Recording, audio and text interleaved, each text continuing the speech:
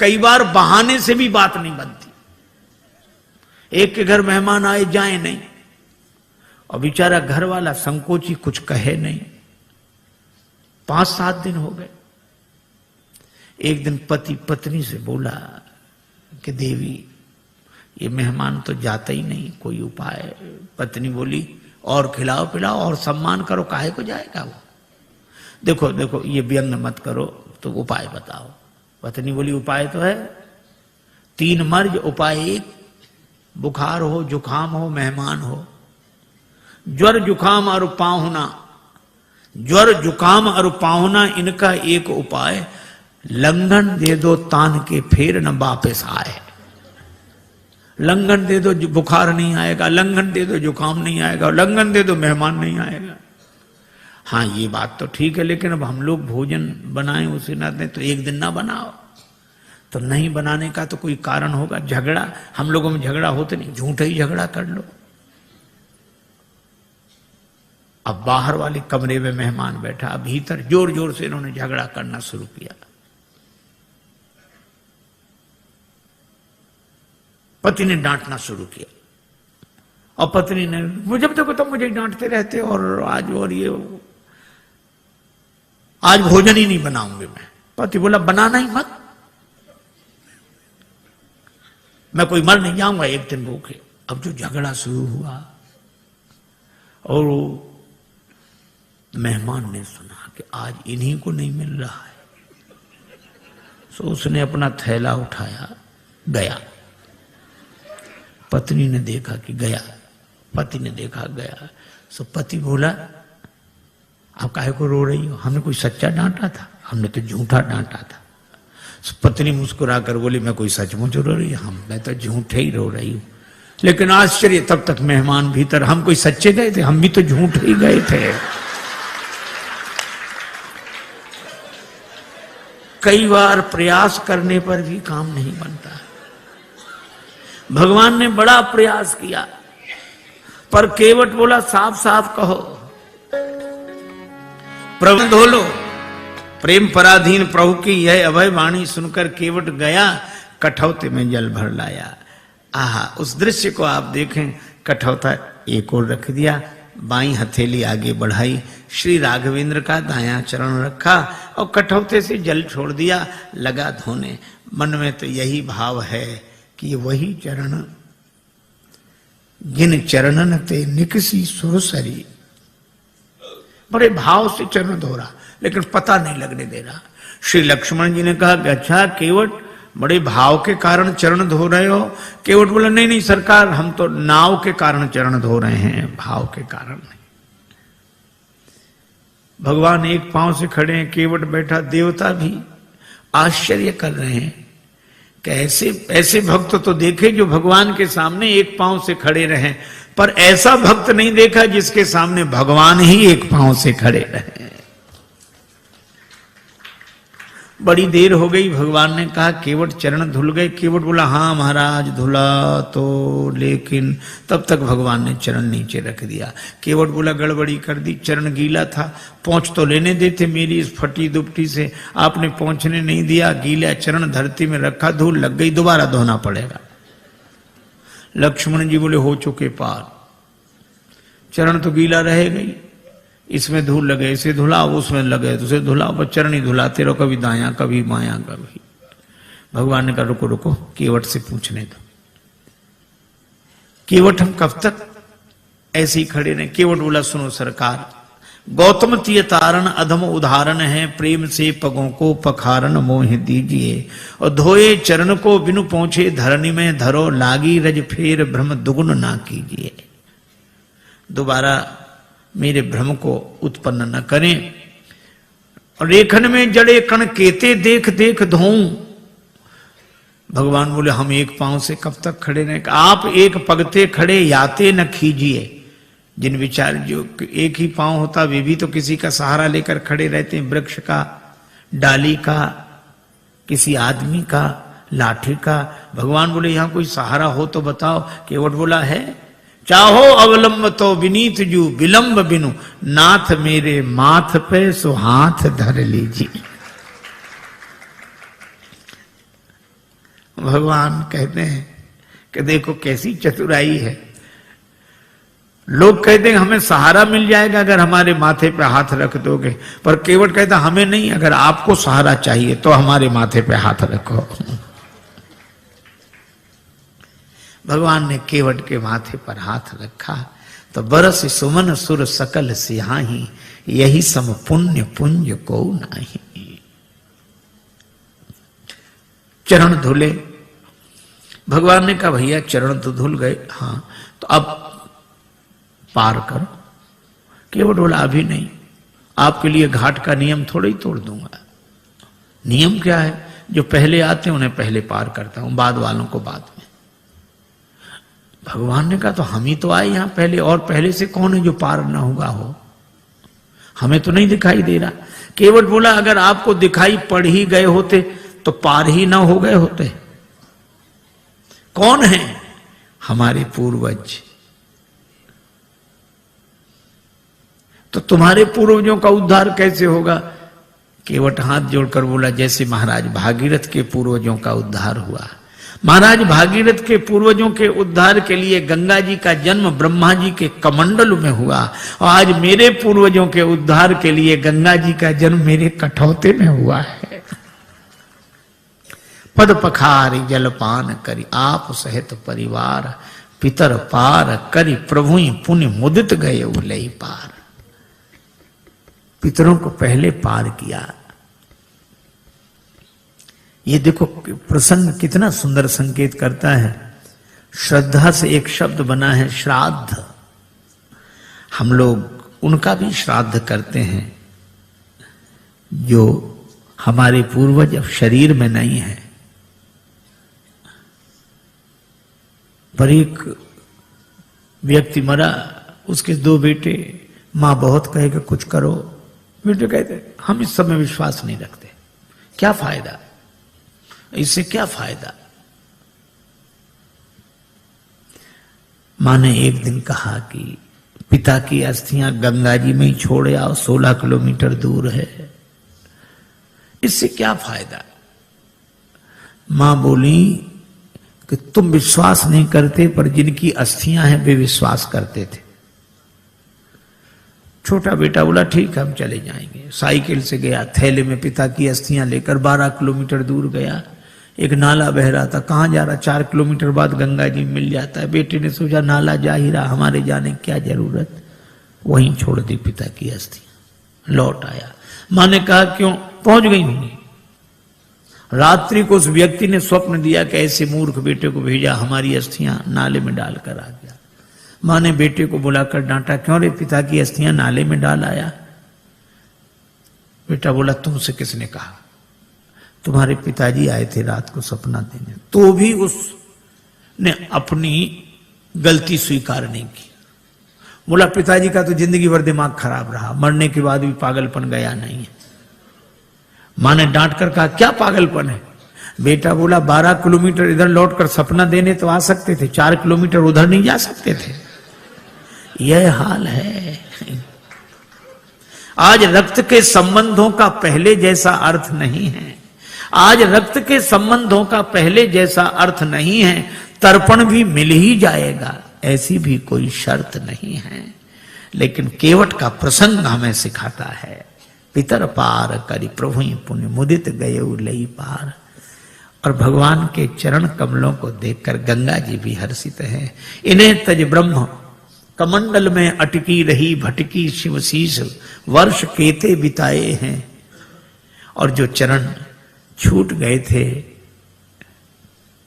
केवट ने वही चरण फिर आ मिलाए हैं।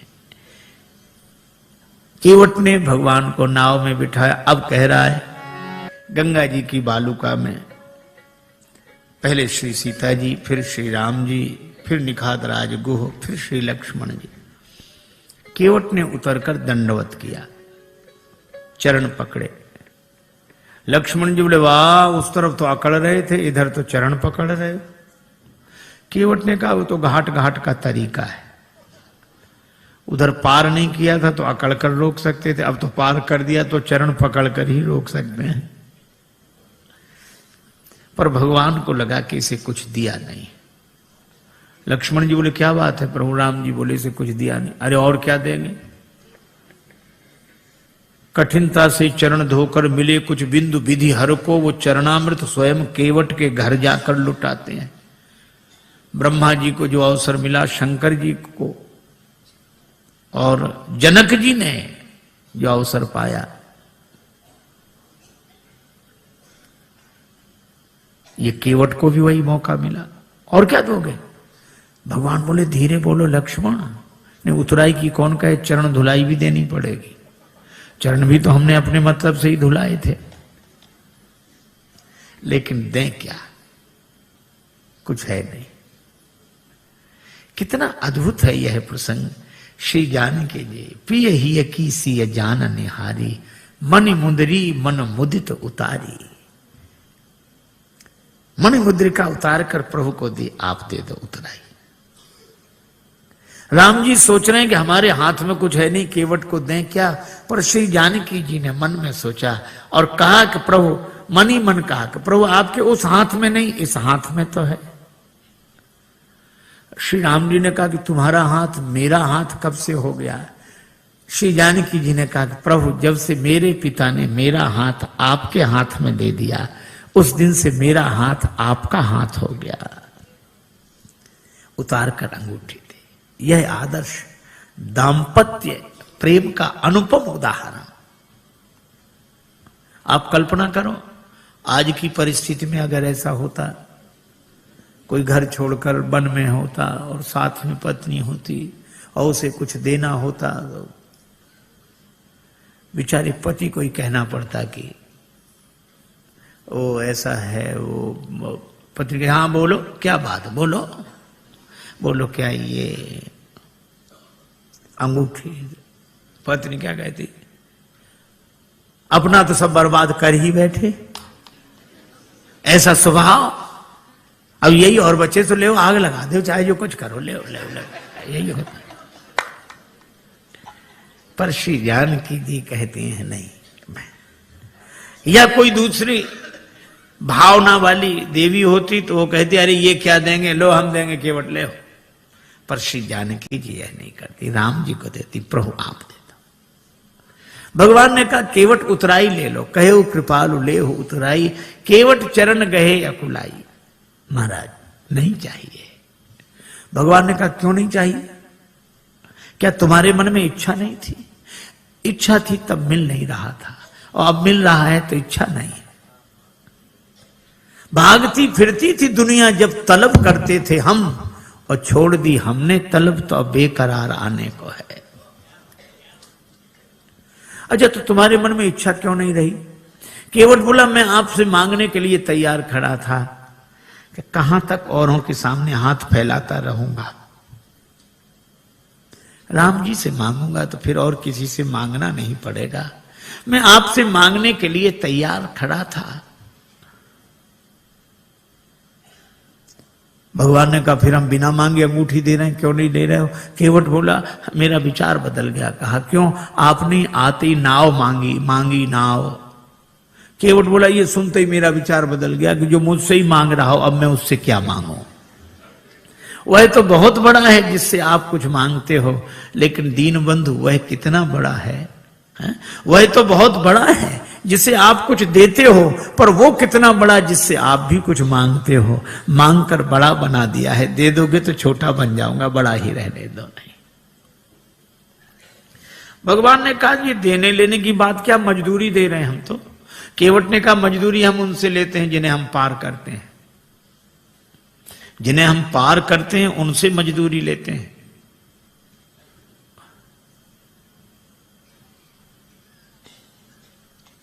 हमने आपको पार नहीं किया।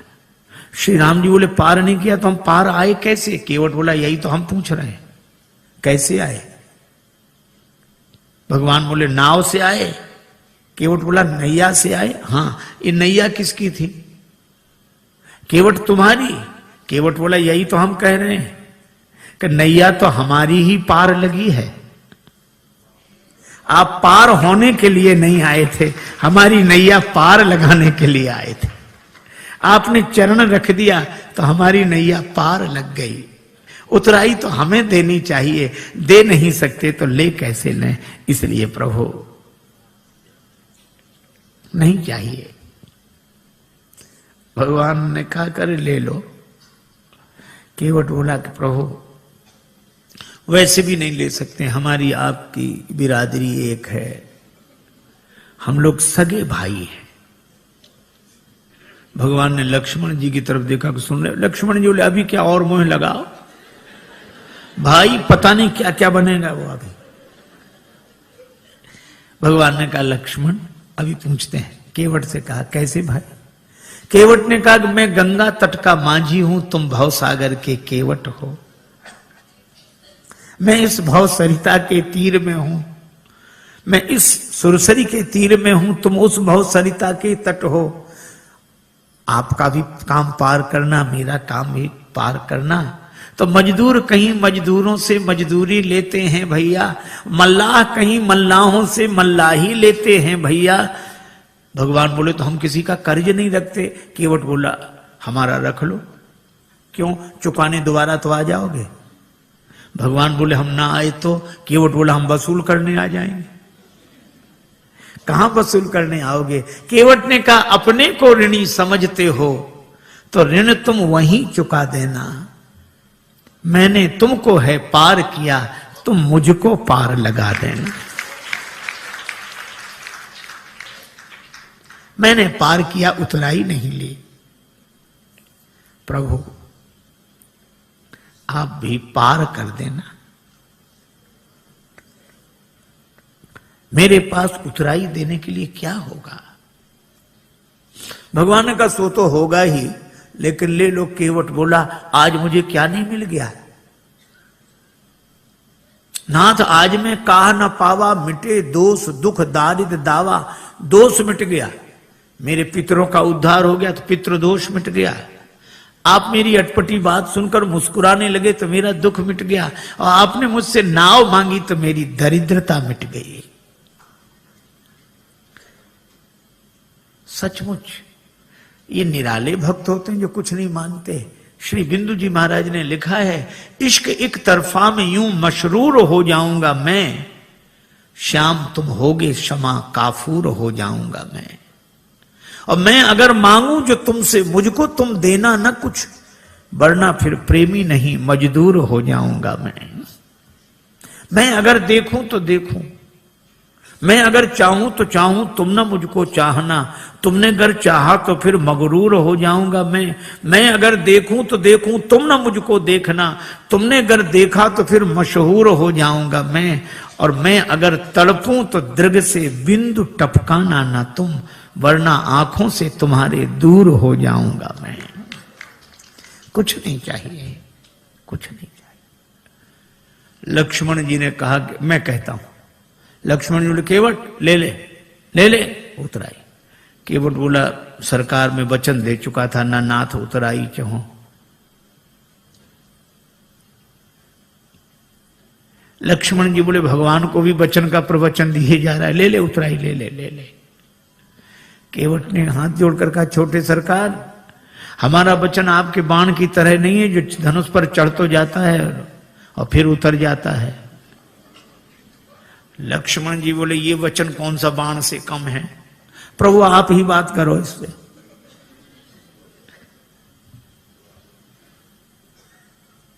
श्री जानकी जी ने कहा कि प्रभु हमारी ओर से कह दो। बहुत कीन प्रभु लखन सिय। श्री जानकी जी की ओर से राम जी ने कहा कि केवट उतराई ले लो। श्री किशोरी जी की अंगूठी है उनकी ओर से।